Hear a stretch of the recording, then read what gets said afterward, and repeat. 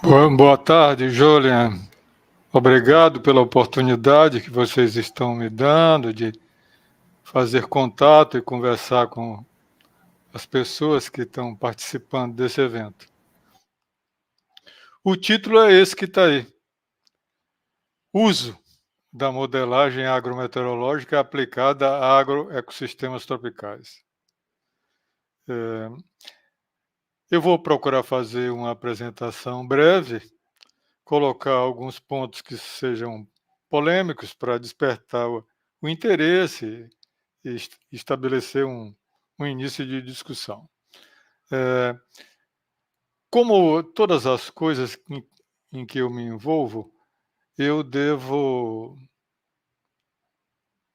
utilizar o processo de aproximações sucessivas, isto é, aquele processo semelhante ao de elaborar e publicar um artigo. A gente faz uma primeira versão e vai melhorando, melhorando, melhorando, até que ela se torne algo publicável. Esse processo é um processo muito interessante, porque ele nos tira a dificuldade que é uma pessoa que começa a abordar um determinado assunto de pesquisa, ele pode se sentir com muita dificuldade, porque ele quer fazer uma coisa muito bem feita, e tentar fazer uma coisa muito bem feita na primeira tentativa é uma tarefa praticamente impossível. Mas a ideia de fazer uma aproximação, uma primeira abordagem do assunto, pode ir levando a você a refletir sobre aquela primeira abordagem, melhorá-la um pouco, submeter a crítica, aproveitar as críticas para melhorar e tal, e assim as coisas vão se aperfeiçoando e melhorando. Tudo que eu faço, praticamente, sigo esse processo de aproximações sucessivas com que eu me familiarizei na primeira empresa em que eu trabalhei, logo que eu me formei.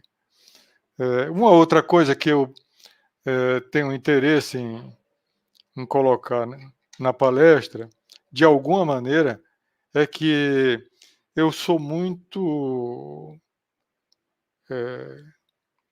voltado para a noção de equilíbrio. O equilíbrio é uma coisa fundamental.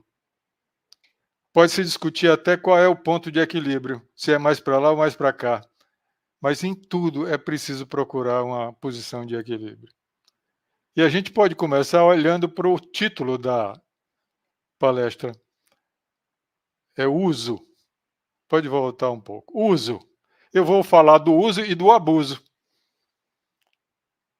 porque é preciso encontrar um ponto de equilíbrio entre o uso e o abuso. A ideia de modelagem, ela desperta muito interesse, porque tem sido uma área que tem atraído muita gente e tal, mas precisa tomar muito cuidado para o uso adequado dos modelos matemáticos que são realizados, utilizados nos programas de computador. O modelo ele pode ser uma coisa mais simples do que um modelo matemático. O primeiro modelo que me chamou muita atenção, e até hoje é uma coisa muito interessante, é a ideia da lei do mínimo de Liebig, que foi apresentada em 1840, que todo mundo conhece na área de agronomia, que é aquela fazendo uma imagem com um tonel que tem vários furos, né, com a ideia de mostrar para as pessoas que não adianta você tentar começar a fechar o furo de cima, porque a água vai vazar pelo de baixo. Então você tem que ir tampando os furos de baixo para cima. É a ideia de que assim, não adianta você querer fazer com que uma planta aumente de produtividade fornecendo nitrogênio, quando, na verdade, a primeira coisa que ela está sentindo falta é a água. Então, primeiro é a água. E assim por diante. Tem a água, o CO2, o nitrogênio, o fósforo, o potássio, e assim cada um deles representa um furo numa posição diferente do tonel, que depende do agroecossistema que está sendo objeto de estudo. E a ideia de ser aplicada a agroecossistemas tropicais é que, assim, é preciso que seja alguma coisa que seja útil para nós, que vivemos num ambiente tropical. Mas a maior parte dos modelos, eles são desenvolvidos em qualquer parte do mundo. E o que é importante é que a gente verifique se eles são adequados para uso em ambiente tropical. Um modelo matemático, pode passar para a próxima, é uma equação ou um conjunto de equações, como está descrito aí, procurando descrever alguma coisa e usar esse modelo para prever, para acompanhar, para monitorar, tirar alguma utilidade disso. O mais importante é olhar para o final desse parágrafo, é que o modelo, para ser usado, ele precisa ser comprovado. E é preciso ter uma comparação entre os resultados que o modelo produz e os resultados reais observados. E eu vou me deter bastante sobre isso. O modelo, para ser adequado para as nossas condições tropicais, ele precisa ser testado e validado para as condições tropicais, e isso consiste em comparar os dados simulados com os dados observados. O próximo. Estudando modelos matemáticos, você pode encontrar uma classificação dos modelos. E tem vários tipos. Tem modelos empíricos, mecanísticos, estático, dinâmico, determinístico, estocásticos. Bom, vamos começar de baixo para cima, pagos e gratuitos, tá certo?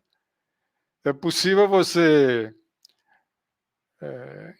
encontrar um programa, um software que utilize um modelo e você tenha livre acesso ao uso disso. Mas nem todos são assim. Alguns deles você precisa, para ter acesso, comprar. Uma outra coisa, subindo aqui a escala, é que o programa ou o software, ele pode ser aberto ou fechado. Aberto é quando ele permite que você faça alguma alteração, possa navegar dentro dele, encontrar as dificuldades ou as facilidades. E o fechado é uma caixa preta, que você não sabe o que é que tem lá dentro. A única coisa que você consegue observar são os resultados finais. E é muito comum que tenha também esse tipo de modelo. O modelo estocástico é o modelo que envolve algum grau de probabilidade associado aos resultados obtidos. O mais comum é se encontrar modelos determinísticos, isto é, ele faz um cálculo e produz resultado. O resultado é tanto, acabou. E esse resultado é que tem que ser comparado com o resultado real. Os modelos podem ainda ser estáticos ou dinâmicos, e a diferença é só a inclusão do tempo. Quando ele envolve variação no tempo, ele é dinâmico, mas ele pode ser um modelo que não envolve relações variando ao longo do tempo cronológico e é um modelo estático. O mais interessante que eu achei para nossa discussão é comparar modelos empíricos com modelos mecanísticos. Os nomes parecem ser uns nomes esquisitos, as palavras que não se usa muito no cotidiano. O que é um modelo mecanístico? É um modelo que leva em conta os mecanismos envolvidos num determinado processo ou sistema. Eu preciso compreender como que funciona para elaborar um modelo que trabalha com mecanismos de funcionamento. O modelo empírico, não. O modelo empírico, o mais simples pode ser, por exemplo, tentar fazer uma regressão linear entre a produtividade alcançada e a quantidade de chuva que chegou no lugar durante a safra. Um modelo desse tipo empírico e tão simplista como esse que eu descrevi, é um modelo que fracassa com muita facilidade, porque não é bem assim. E o risco grande atual é que as pessoas, diante da facilidade de elaborar modelos empíricos, passe a desconsiderar os modelos que levam em conta os mecanismos de funcionamento. Eu procurei na elaboração dessa nossa conversa, 2 referências bibliográficas que mostrassem um determinado problema visto do ponto de vista de um modelo empírico atual. Olha a referência, ela é de 2020, de 3 anos atrás. E um modelo de mecanismos, o mecanismo de funcionamento do problema, que é de 1993, que aí, de lá para cá, já são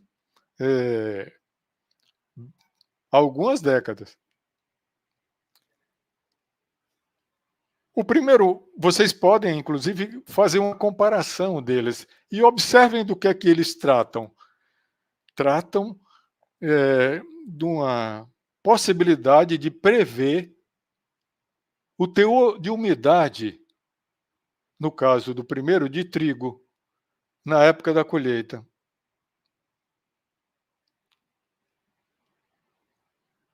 E o segundo caso não é específico para o trigo, mas, de um modo geral, para os cereais, incluindo milho, aveia, seja o que for.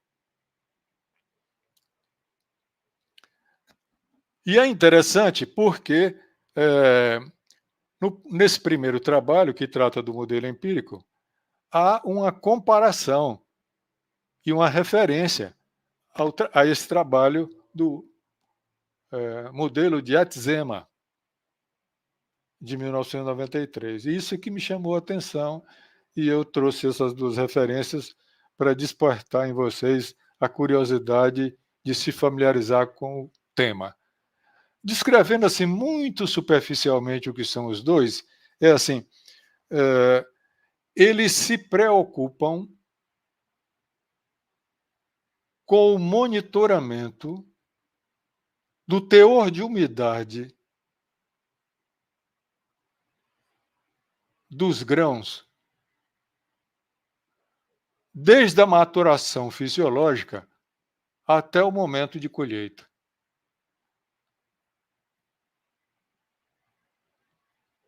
E as condições meteorológicas são fundamentais, porque a chuva pode provocar o reumedecimento dos grãos. E a ausência dela provoca uma secagem natural. Mas essa secagem natural, ela pode ser muito demorada e é muito comum que se colha o cereal com a umidade relativamente alta para ser armazenado e se processa a secagem em secadores para poder levar os grãos a uma umidade compatível com o armazenamento dentro de um armazém ou um silo.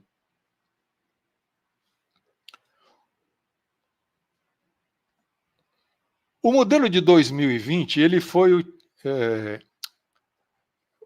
desenvolvido sem que ninguém se preocupasse com o que é que estava acontecendo, quem é que provocava o reumecimento, a secagem e tal. Não. Colocou-se um monte de informações, tá certo? Que incluíam dados meteorológicos e dados de umidade de um produto no campo. E utilizou-se dois mecanismos, o ANN e o SVR, que eu coloquei aqui mais ou menos o que é que significa, porque a sigla, para pessoas que não estão acostumadas com esse negócio, fica um negócio até difícil de você descobrir o que é, a não ser lendo o trabalho. É uma espécie de inteligência artificial, ou a própria inteligência artificial, que pega as informações todas possíveis sobre aquilo e analisa de uma quantidade enorme de maneiras até encontrar uma aproximação entre os resultados calculados e observados que seja aceitável. O segundo modelo é um modelo que começa com ideias mais teóricas. Primeiro preocupado em ver como é que o umedecimento provocado pela chuva se desenvolve. Como é que o grão absorve água? Como é que ele seca? Até que ponto ele vai secar? Qual é a dificuldade que ele tem para secar? Qual é o efeito da temperatura sobre isso? A radiação, o vento, várias coisas. E é uma maneira que pode ser, inclusive, utilizada para estudantes se familiarizarem com o assunto, porque descreve os mecanismos que estão envolvidos e pode auxiliar muito na compreensão do processo de secagem do grão na planta. Então é um negócio muito interessante, pelo menos do meu ponto de vista. O próximo, por favor. Aqui eu trouxe alguns modelos históricos. O primeiro com que eu me deparei já foi ainda na escola de agronomia, que foi o modelo de Thornton Waite, que todo mundo conhece, e é um negócio que é bem antigo e tal. E esse modelo tem lá suas limitações. Olhando mais ou menos do ponto de vista cronológico, um outro modelo que chamou muito a atenção foi o modelo de DeWitt, que se preocupou em descrever e quantificar qual era a quantidade de biomassa bruta produzida, a fotossíntese bruta. E ele resolveu isso utilizando um programa de computador. Na época, uma coisa muito longe do alcance da maioria das pessoas. E aí ele resolveu fazer uns programas que fizessem a integração numérica das várias equações que ele utilizou e produziu tabelas que permitiam com que uma pessoa que não tivesse acesso a um computador usasse essas informações através das tabelas que ele divulgou. Foi uma coisa muito interessante. Outro modelo que nós, inclusive, trabalhamos muito aqui na UFMT foi o modelo de Thomson, de secagem de milho num secador. Nós aqui trabalhamos no Núcleo de Tecnologia de Armazenagem, com alguns professores da física e da agronomia, alguns alunos, tal. E alguns deles, inclusive, foram fazer mestrado e doutorado e acabaram trabalhando com modelagem, utilizando o modelo de Thompson. O modelo de Thompson também foi mencionado na secagem, naquele primeiro trabalho que eu mencionei no slide anterior, que falava sobre secagem. Outro modelo que se seguiu foi o de Hitch. Não é aquele da música. É um outro Hitch. Que resolveu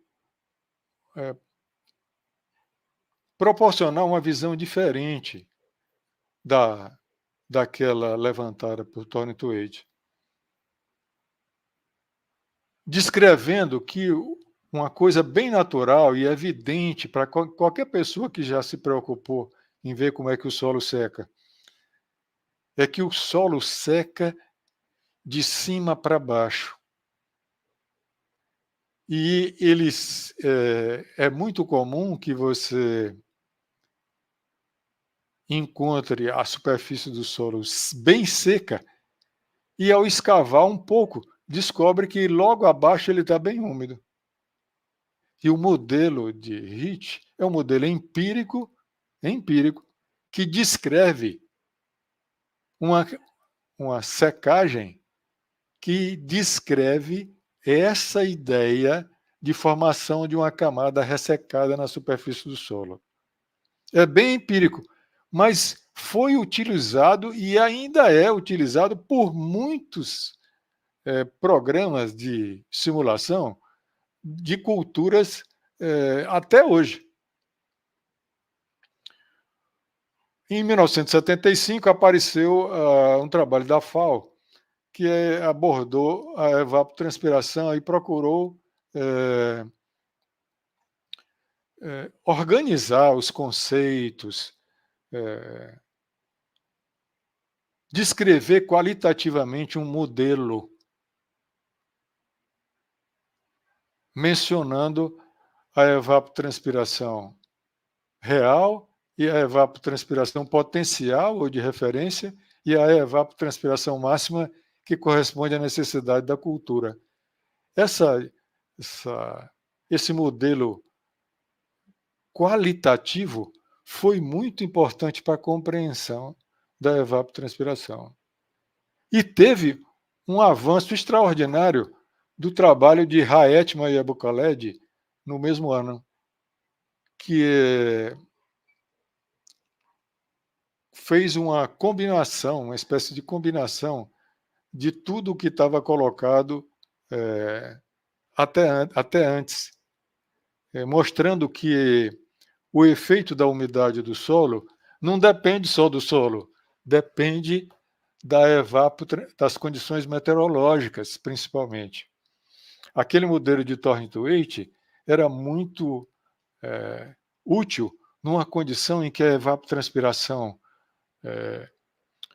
provocada pelas condições meteorológicas era elevadíssima, que era o caso deles, que trabalharam no deserto do Arizona, ou com dados do deserto do Arizona. Então, nessas condições, o efeito da umidade do solo é que qualquer diminuição da umidade do solo provoca uma diminuição da evapotranspiração. E esse trabalho de Abu-Khaled, Haetman e Abu-Khaled, mostrou que não é bem assim. E se baseou num trabalho empírico anterior, que mostrava que em dias em que num dia nublado, em que as condições meteorológicas não favorecem a evapotranspiração, tanto faz o solo estar bem úmido, como estar meio seco, que a evapotranspiração é a mesma.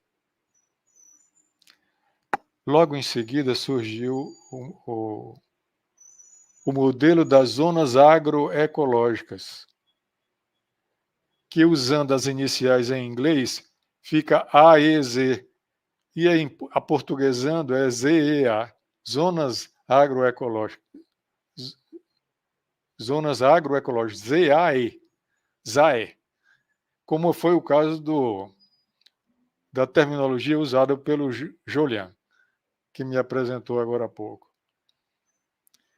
Nesse caso, houve uma melhoria extraordinária, porque saiu-se da fotossíntese bruta,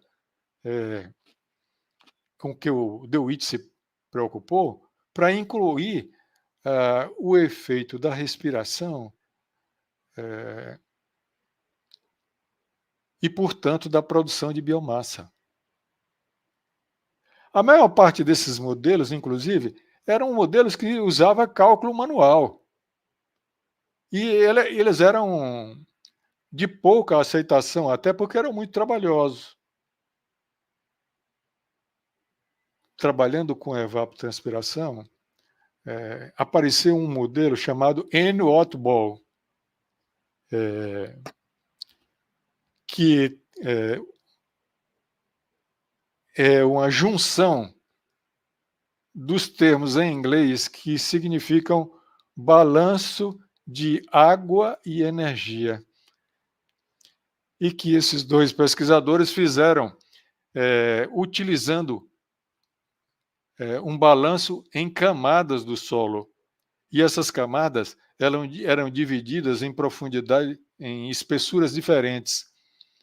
Muito estreitas logo na superfície do solo, e a espessura ia aumentando à proporção que se aprofundava no solo.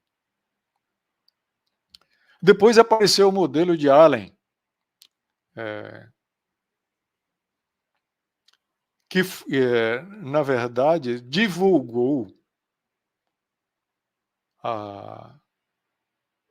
o modelo de Penneman-Montiz, apelando para a ideia de uma resistência estomática e uma resistência aerodinâmica. Allen propôs maneiras de se proceder esse cálculo, embora de maneira manual. Pode passar o próximo. Aqui é uma descrição gráfica e algébrica do modelo de Thornton-Waite. O próximo. Aqui o modelo de Hitch.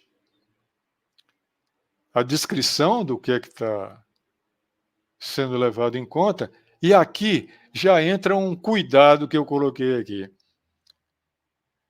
Porque o modelo descrito pelo próprio Hitch, ele partia de um cálculo de evapotranspiração onde o solo inicialmente estava bem úmido. Se o seu caso não é esse, e você for tentar aplicar o modelo de Hitch, ele não vai funcionar nunca. É o caso também do modelo de Thornton-Waite. Para as condições em que a evapotranspiração é muito elevada, o modelo se aplica até hoje. Então, todo modelo ele tem as suas limitações. E muitos autores descrevem essas limitações dos modelos como condições de contorno. E quando você vai utilizar um modelo ou um programa que utiliza um determinado modelo matemático, você precisa se familiarizar com as condições de contorno, as limitações do modelo, sob pena de você ficar utilizando esse negócio de maneira inadequada. Vamos continuar. Olhe como o modelo de Hitch já envolve um monte de equaçãozinha, e essas equaçõezinhas, para serem aplicadas, o próximo slide, não dá para fazer na mão. Se você não utilizar um fluxograma como esse e montar um programa de computador para realizar o cálculo, você vai passar um dia para fazer o cálculo de evapotranspiração num dia, entendeu? Então é um negócio que já exigia o uso de software. O próximo. O próximo slide, por favor. Ah, sim, é esse. Desculpe. Aqui é a ideia do resultado empírico do efeito da umidade do solo sobre a evapotranspiração, que foi demonstrado numa tese defendida nos Estados Unidos, em que o resultado mais interessante aparece nessa figura, em que aqui, nessa linha,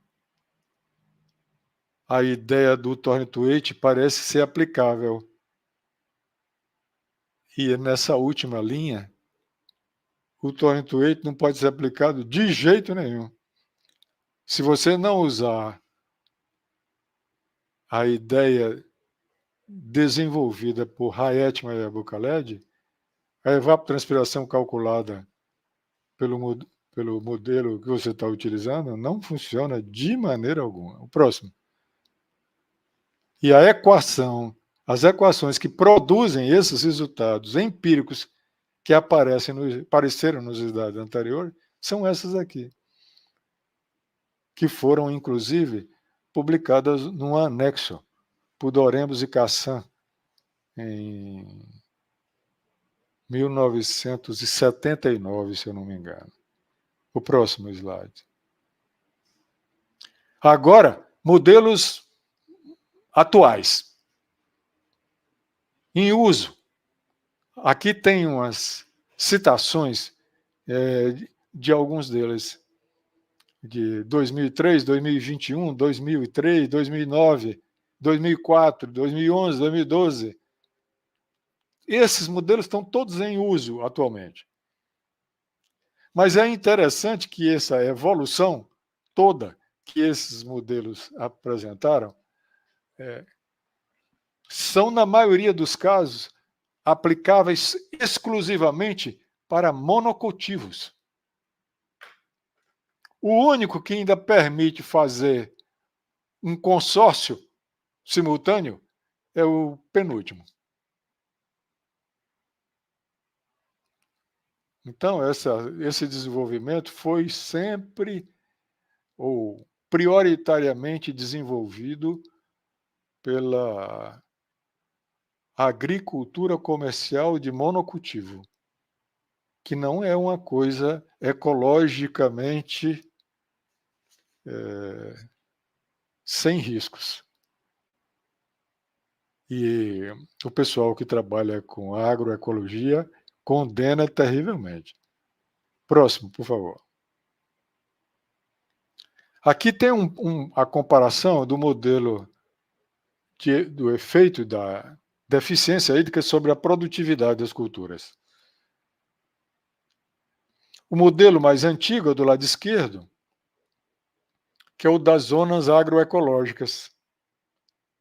E o modelo mais recente é o Aquacrop, que é gratuito, inclusive, e é um software que qualquer um pode baixar. Pode digitar Aquacrop no Google, que você vai acabar encontrando uma fonte onde você pode baixar o Aquacrop e utilizar. Mas ele é um modelo e um software que dá algum trabalho para fazer. E muitas vezes é penoso você fazer isso. Mas as referências que eu trouxe aí acabam por abordar os dois e é possível descrevê-los e você escolher qual dos dois é mais prático ou mais eficiente para ser usado. O mais moderno é o do lado direito. O próximo slide. Pois bem, nossa preocupação é com o uso dos modelos. Vamos usar? Vamos. Mas antes de usar, é preciso elaborar. Fazer o modelo, construir. Ou então, pegar o modelo que já está pronto e usar. Mas aí é preciso tomar muito cuidado que não seja um abuso. Seja um uso adequado. Porque a maior parte desses modelos foram desenvolvidos, ou praticamente todos eles, nos países mais desenvolvidos, da Europa e dos Estados Unidos. E é preciso que você tenha cuidado ao utilizar um desses modelos. Precisa primeiro se familiarizar com eles. E até, se você tiver alguma facilidade para fazer isso, é elaborar o seu próprio modelo, quem sabe apareça um melhor do que aqueles que estão aí disponíveis. Depois do modelo pronto, vamos usar. Para usar, você vai usar um programa de computador, alimentar com os dados locais ou do que você quer avaliar, e esse processo de alimentar os dados, o programa com os dados, e fazer o programa funcionar e produzir os resultados, chama-se simulação.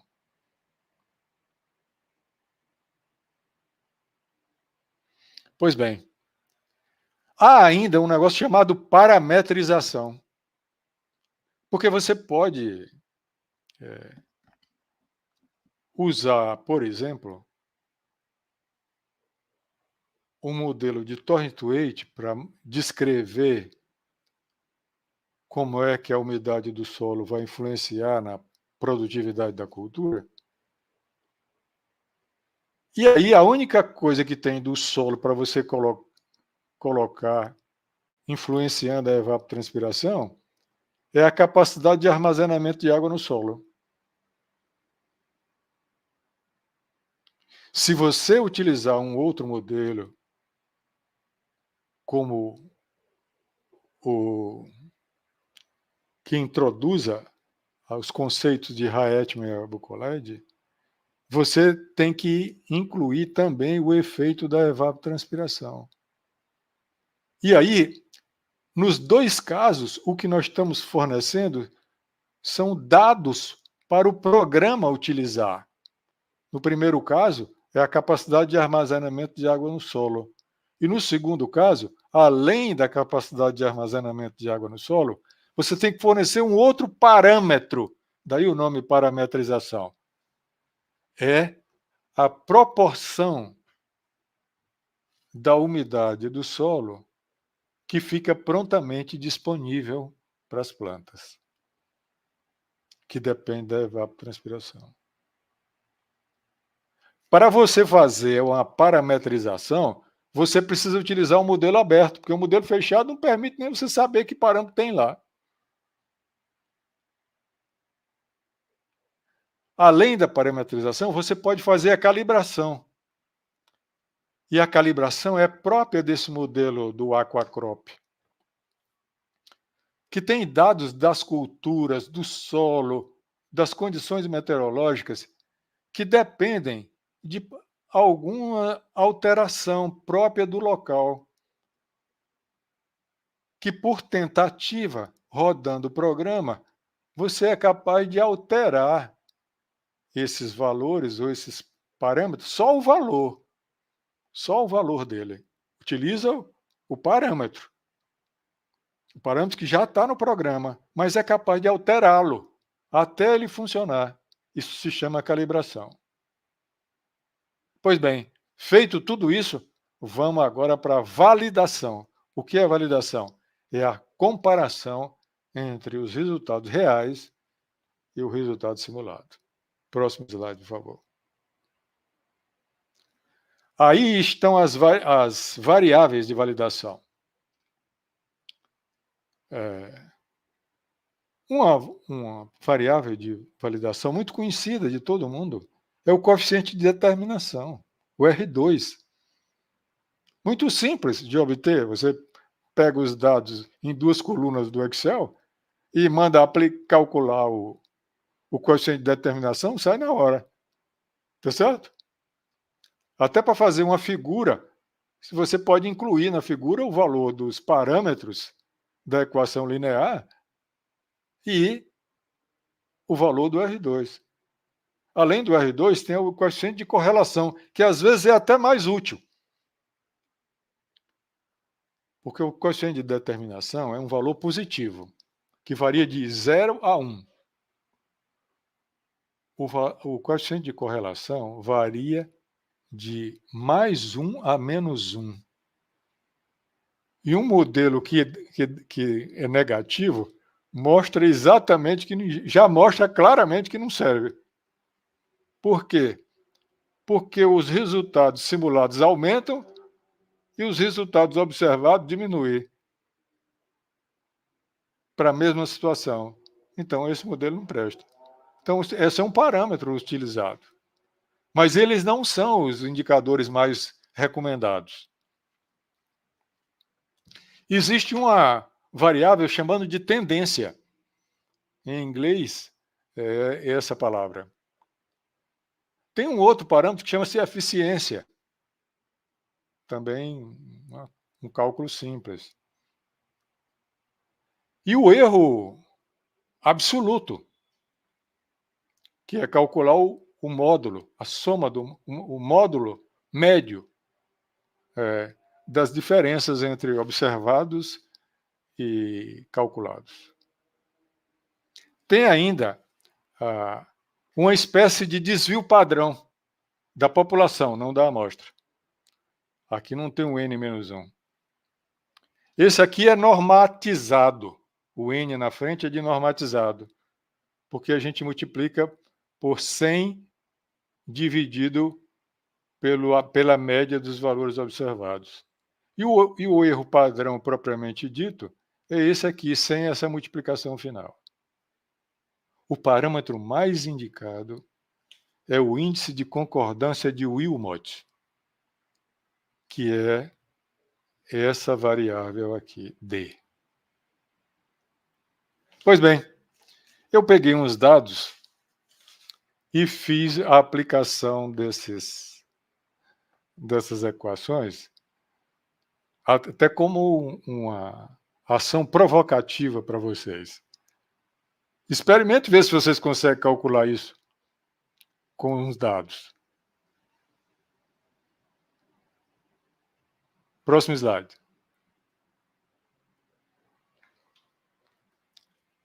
Aqui, do lado direito, os dados observados e calculados são praticamente idênticos. Aqui o que eu estou comparando é a produtividade. Não está aparecendo muita coisa nesse slide. Nem mesmo as... Ah, sim, aqui as unidades estão aqui. É a produtividade em quilos por hectare. Variando de 2.000 a... Está tão pequeno que eu não consigo observar. Tem como ampliar a imagem? Não. Ah lá, aí. Em cada computador de vocês dá para abrir. Olha só. Aqui eu acredito que não, professor. Acho que não? O máximo que a gente consegue chegar é esse. Assim, eu consegui fazer com a sua apresentação daí. Portanto, é isso que eu estou dizendo que você é capaz de fazer. Olha só. Tem do lado direito do monitor um símbolo, tá certo? Que você pode acionar, que permite fazer isso. Olha só, tá vendo? Pois bem, o que importa mostrar é que é o seguinte, se vocês conseguirem ampliar, porque aqui eu consigo ver bem, mas vocês aí que estão assistindo a palestra, com a tela tão pequena, provavelmente não vão acompanhar muito bem esse negócio, não. Peço desculpa, mas o único jeito é usar o recurso que o próprio software que tem disponível no canto inferior direito. Um quadradinho. Se você clicar em cima, vai ampliar a sua tela para você ver isso aí. Conseguiram?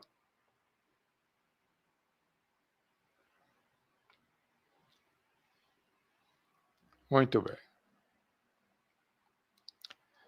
O que eu tenho dessas figuras é mostrar que é o seguinte. Para produtividades que estão variando de 2.000 a 4.000 quilos por hectare, o erro absoluto aqui é 2 quilos, olha só. A tendência é menos de 1. O erro padrão é inferior a 4. A eficiência é praticamente 1. O índice de concordância de Wilmot é 1. Ele varia de 0 a 1. E o R2 é 0,99. Mas olhe bem para a figura do lado esquerdo. Na figura do lado esquerdo, eu tenho um coeficiente de determinação de 0,99 e os dados observados são da reta superior e os dados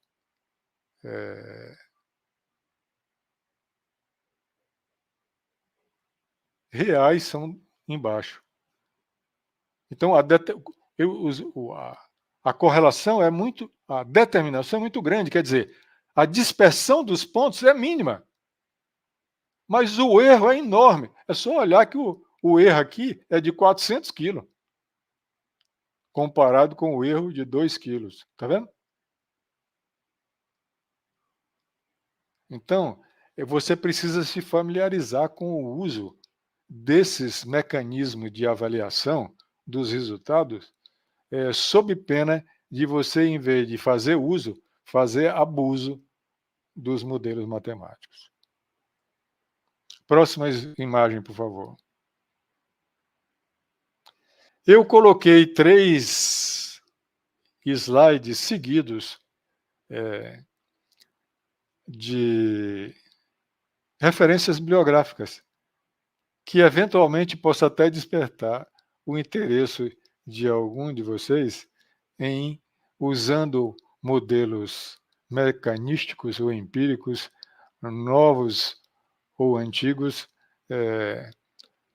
se interessem por trabalhar com isso. Pode passar os outros slides, por favor? Olha só. Tá? Pronto, é isso. Bom, eu agradeço a atenção de vocês e me coloco à disposição para as eventuais perguntas ou oposições que vocês me façam sobre o assunto abordado.